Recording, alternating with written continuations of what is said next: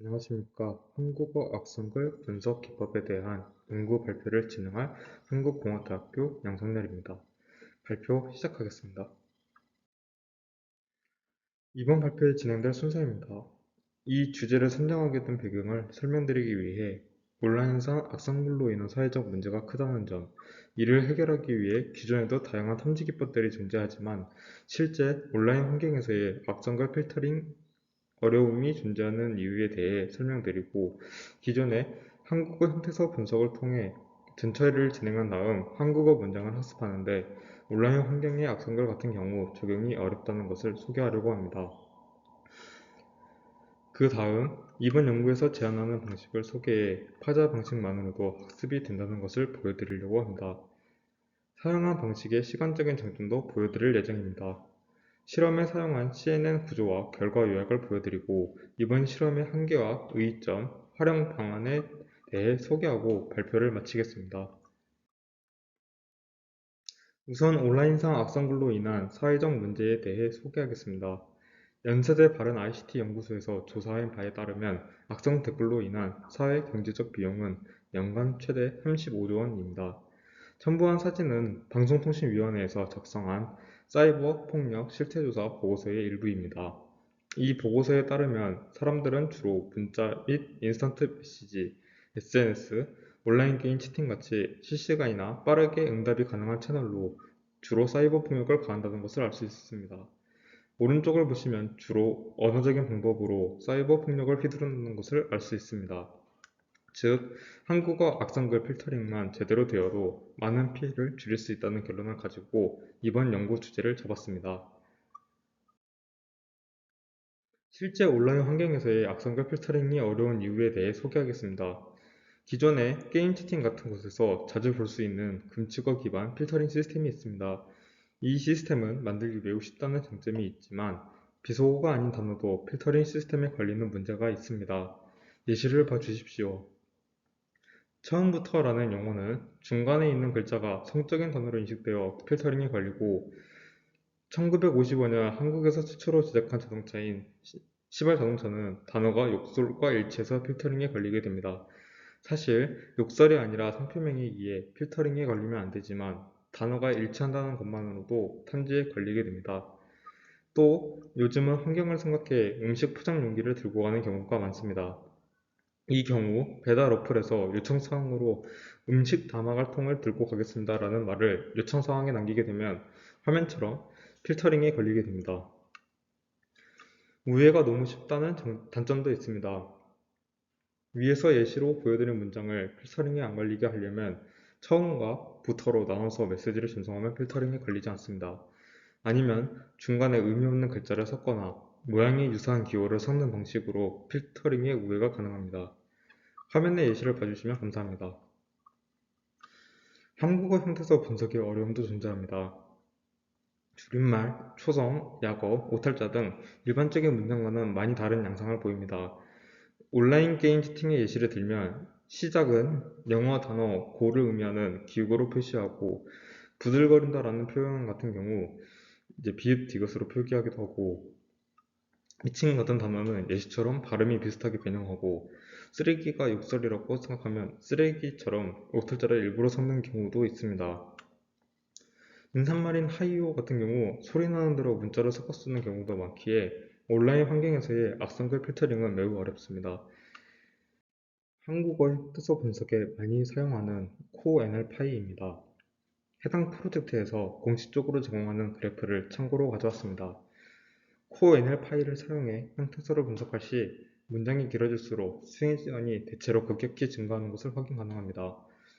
특히 코코마 같은 방식은 초성을 띄어쓰기 없고 단순히 여러 번 반복하면 자바 아웃 오브 메모리가 발생합니다.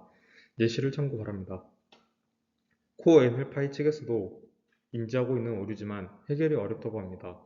그리고 오탈자나 띄어쓰기 오류에 좋은 성능을 보이기 힘듭니다.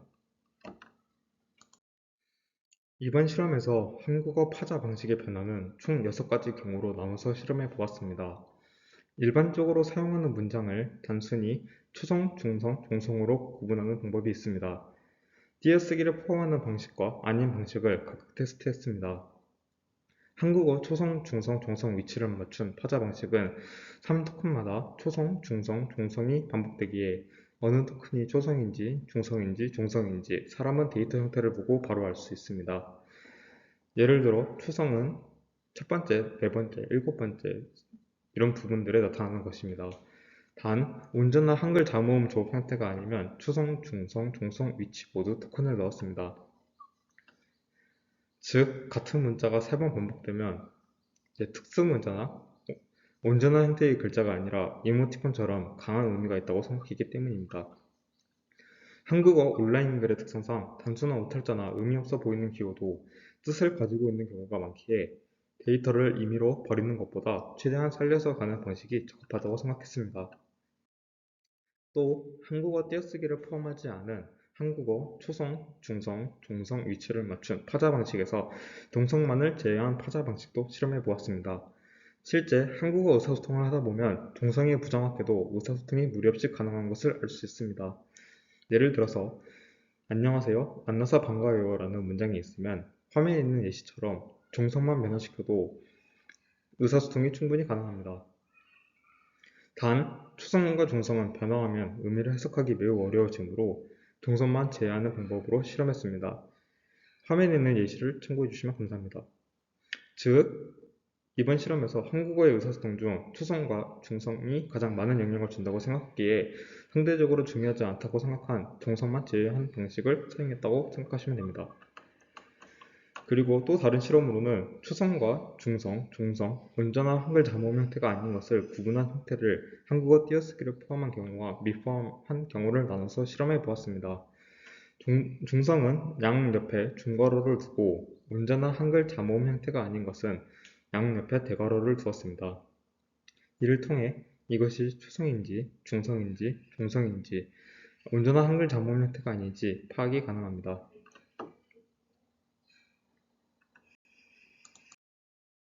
약 28만 개의 문장을 200자의 길이를 가지도록 데이터 쉐입을 만들었을 때 구글 콜앱에서 가장 오래 걸렸을 때의 전처리 방법은 약 19초가 걸렸습니다.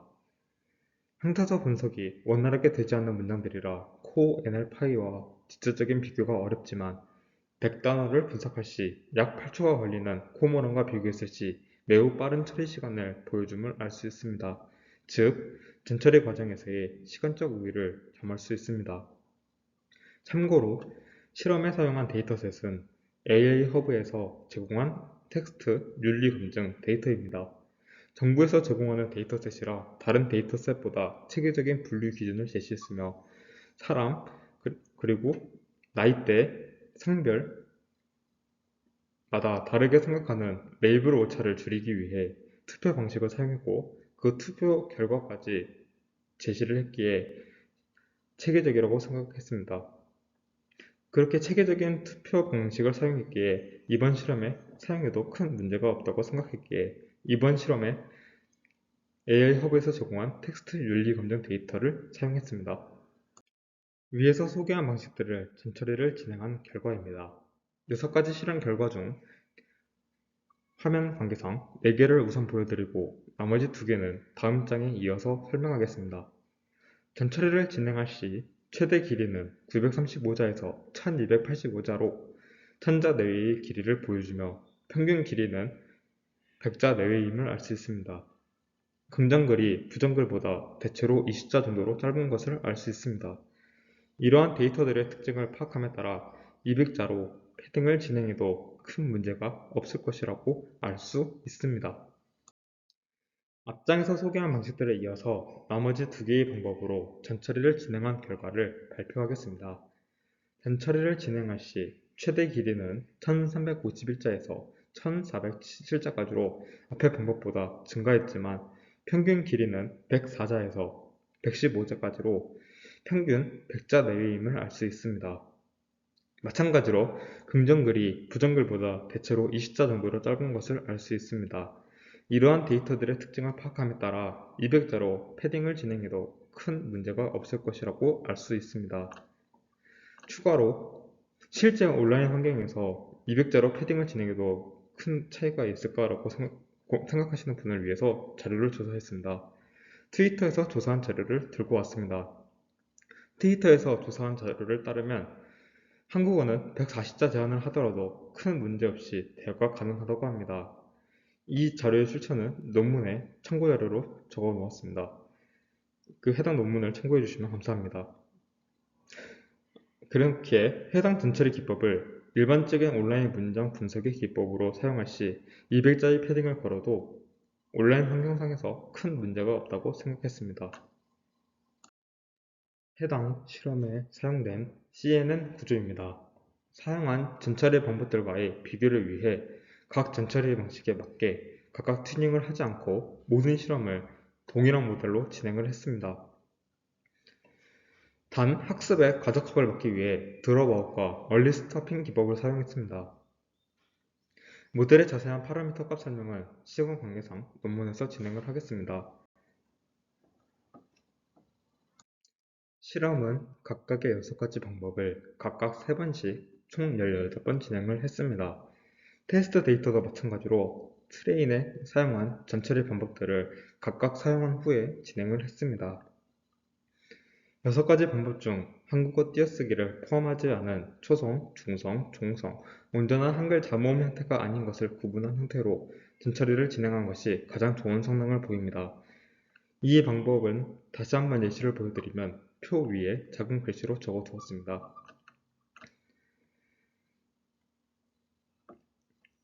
다음 테이블을 보시면 이 방법의 성능이 나와 있습니다.